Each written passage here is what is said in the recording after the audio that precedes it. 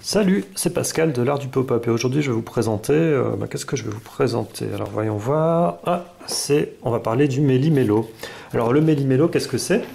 C'est un type de pop-up, je vais vous présenter un exemple avec Micmac dans la Jacque. C'est un type de pop-up où on mélange des parties de pages. Donc ici on a le tigre, à la page suivante on a le crocodile et si on mélange, on a le tidil. Donc on a un mélange entre différentes parties de pages, donc d'où le nom de méli-mélo.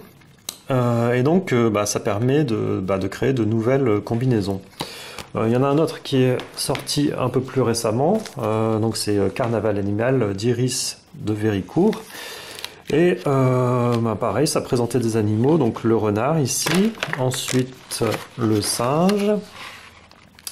Donc là c'est un méli-mélo en 3 parties et si on mélange un petit peu tout ça, on peut avoir un renard au plume ébouriffé, la longue queue en spirale. Donc c'est un mélange de renard, de coq et de singe.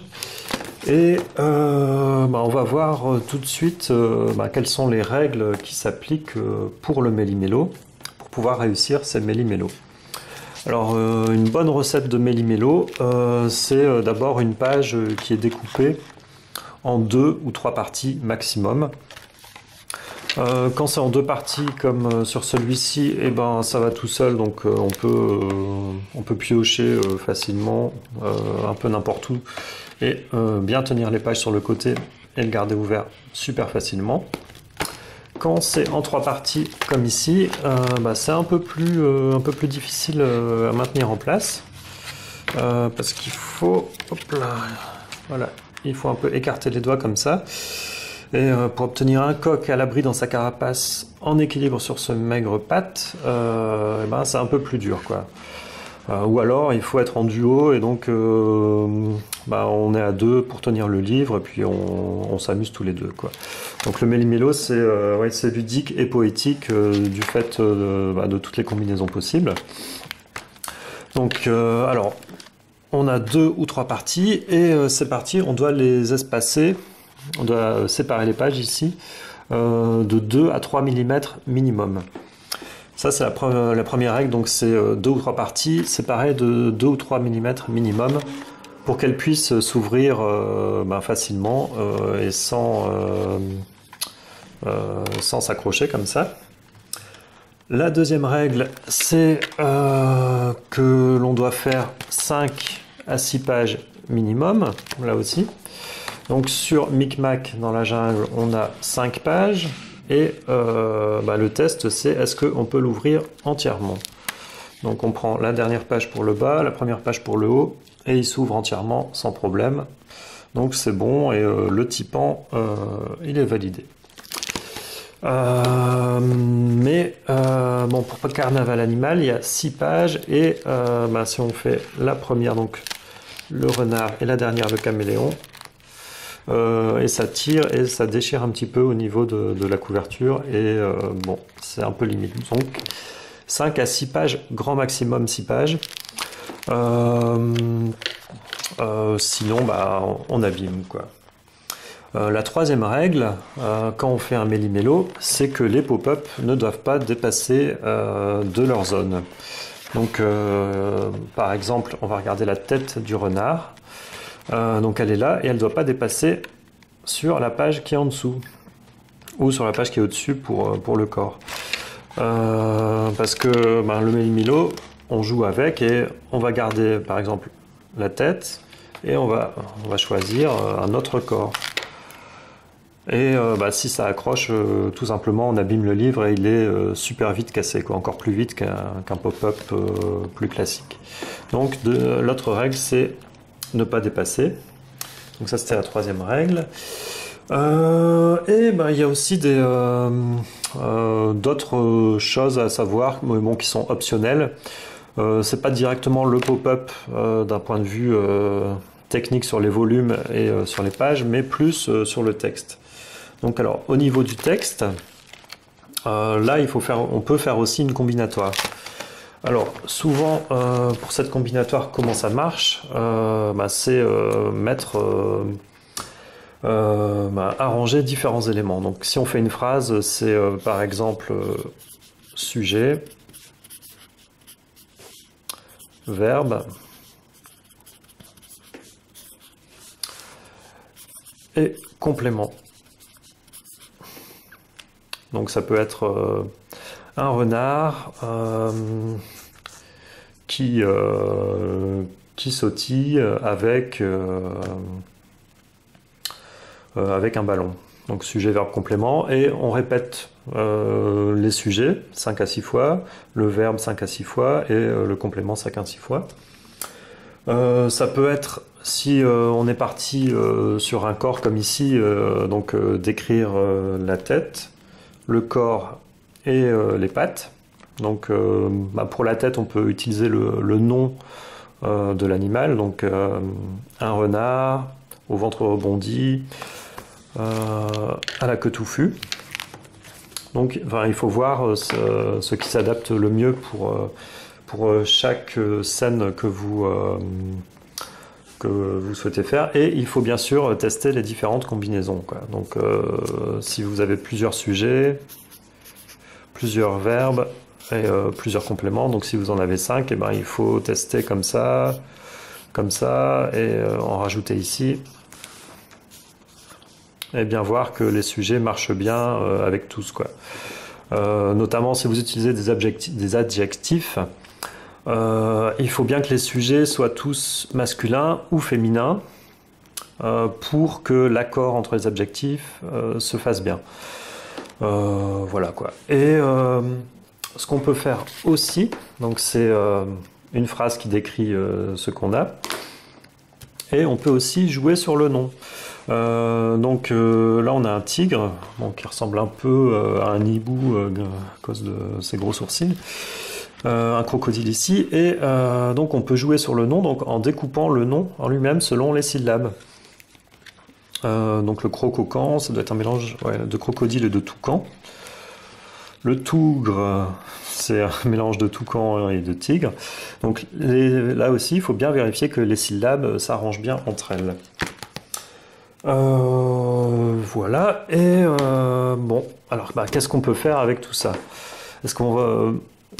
Quel sujet est-ce qu'on peut traiter sous forme de méli-mélo? Donc bien sûr, il y a les animaux. Il y a tout ce qui a trait aux têtes, parce que les têtes c'est facile, c'est à découper, donc les yeux, les oreilles et le nez, le haut de la bouche, et le bas de la bouche et le reste du corps en bas. Ah, donc là ça accroche, petit problème. Donc on peut faire des têtes d'animaux, des masques, des visages. Donc on peut faire des animaux. Et on peut faire d'autres choses, on peut imaginer traiter des véhicules, par exemple des voitures, des camions. Qu'est-ce que ça donnerait? Ça donnerait par exemple un taxi new-yorkais. Taxi new-yorkais avec un camion Ben. Donc hop, vous dessinez le taxi.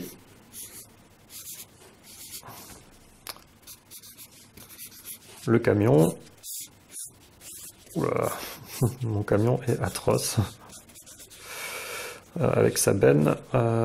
Donc la benne, on va la mettre ici, comme ça.